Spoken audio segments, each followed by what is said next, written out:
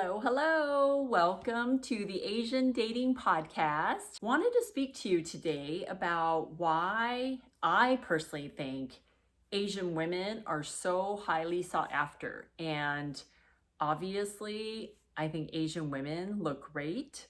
They are usually slender, they are usually cute, their hair is done nicely. They usually wear makeup when they go out. Some people prefer to be natural. I know some Asian women out there that never wear makeup and they still look great. And that's why they usually look like they're in their 20s, even though they're in their 40s. I feel like Asian women just age really well. Oftentimes, I get a profile that comes through the computer and I see that their age is maybe 50 or 60. And I already think in the back of my mind, like, okay, I know when I see her photo, she's going to look like she's 30 or 40. And usually she does. So I think that's why a lot of men come to me and want to date an Asian woman because she looks nice and young. She looks great even when she's older. And they tend to age very well, kind of like the Latina women and the African American women. I feel like they age really well. Nothing against Caucasian women or blonde hair women, but I feel like they just don't age as nice as brunettes, or they don't age as nice as Latina women or Asians. So I'm a total fan of helping Asian women out there find the one. So I totally get it when guys come to me and they want to date Asian women. The other day, I got a phone call from a nice Jewish guy who wants to find a nice Asian lady. And this is his second time around. He's married and Jewish women before, they had 2 kids.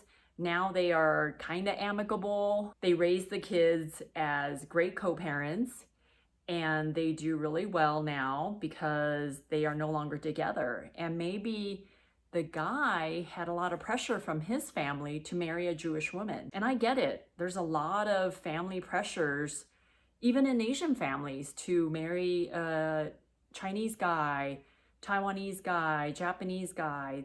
A lot of Asian cultures want you, their parents, I guess, want you to date someone of the same culture so they can talk to them and speak the language and eat the foods and all that. So anyway, this Jewish guy came to me and he is interested in meeting an Asian woman now. Has he dated any other Asian women since his divorce? No. But he's met them at work and has a lot of friends who are Asian women.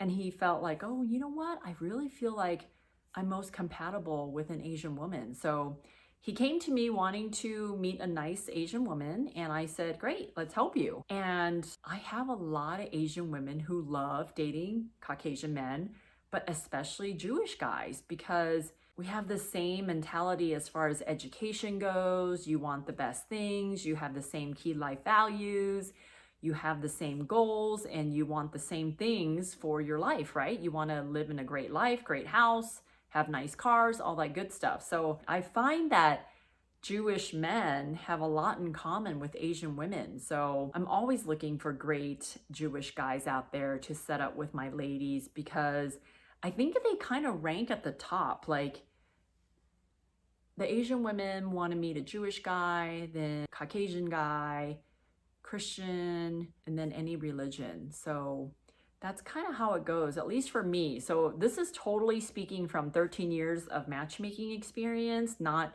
saying this is how it is out there in the real world and all that stuff. I mean, it's just a smaller sample of the thousands of people that I've worked with the past 13 years. So don't go sending me a lot of hate emails or anything like that.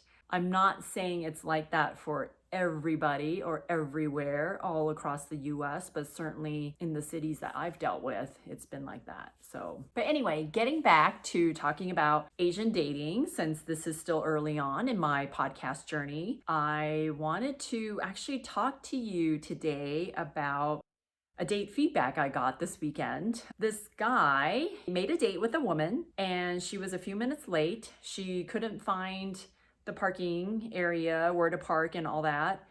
And he quickly became frustrated with her because she texted him right at the time that they were supposed to meet. Keep in mind, this date was made a week ago and they totally dug each other.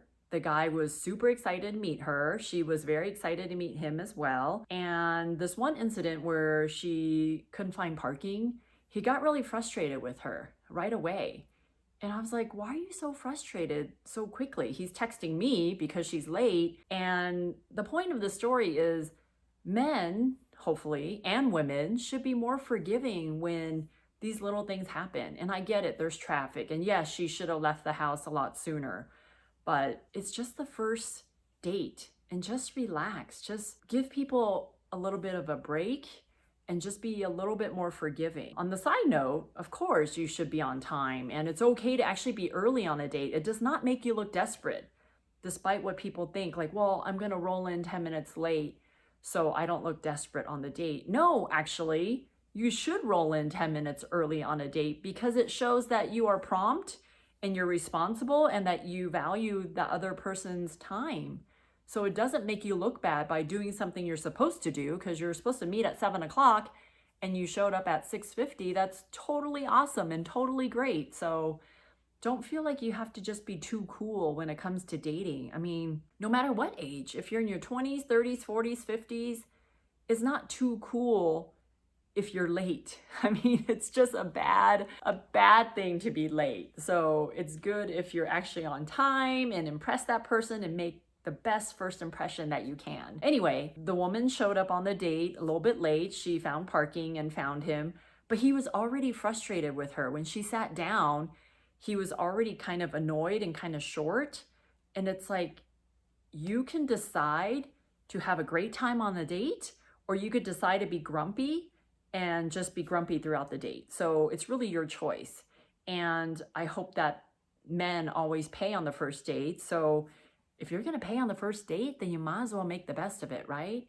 And you might as well give her a break because you're not perfect either. I just wish that he would have been a little bit more forgiving and gave her a little bit leeway and enjoy the date and see where it happens, because for every profile that I send to a guy, he only says yes maybe 33% of the time. So my clients are selective. If they are picky and they say yes to 1 out of 3 profiles and then they actually go out on a date, it's like, be nicer, be cool to her, be nice to her, and see what happens. That is kind of like my dating advice for today is be more forgiving and just don't be so restrictive with some of those things that you may have. Next time you ask her out and she's on time, you can say, gosh, I so appreciate you being on time today. That's so awesome.